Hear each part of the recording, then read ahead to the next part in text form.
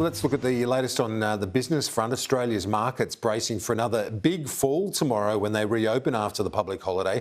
There's also the pressing issue of inflation numbers due this week. The RBA meets next week. Our business editor Ross Greenwood is with me this Anzac Day. Ross, first of all, how big will the fall be tomorrow? Oh, it's going to be significant, I've got to say. This came after the Dow Jones index of US shares on Friday night was down 981 points. That's 2.8%. Anything more than 1% is a fairly hefty fall, but something like 2.8%, that's pretty serious when you get into 1,000 points.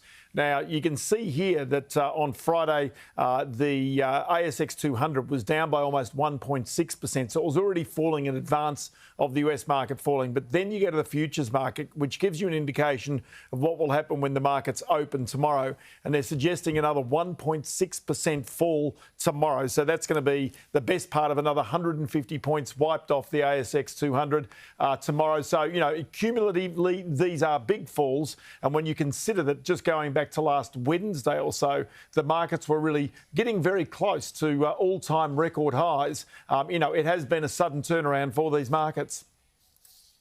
And take us to that inflation number, Ross. The big question, should the RBA lift rates in the middle of an election campaign? We've seen it before in recent history, back in 2007 to John Howard.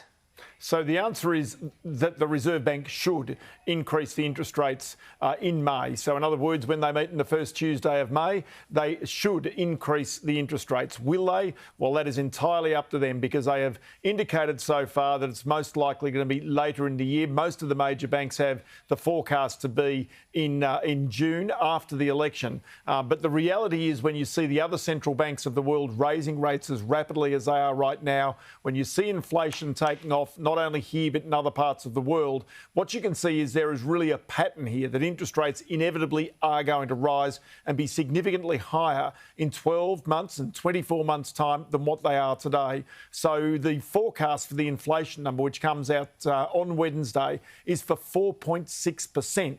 The current rate, the previous quarter, 3.5%. One of the problems for Australia is we only report inflation on a quarterly basis, not as other countries do on a monthly basis. And so really, in many ways, the Reserve Bank is playing a bit of catch up here. So, Kieran, the answer is that yes, the Reserve Bank should. Will it? I don't know. It is independent, the body, after all. And the reality is that, as I say, if they don't do it then they're going to be playing a bit of catch up with other economies and other central banks around the world.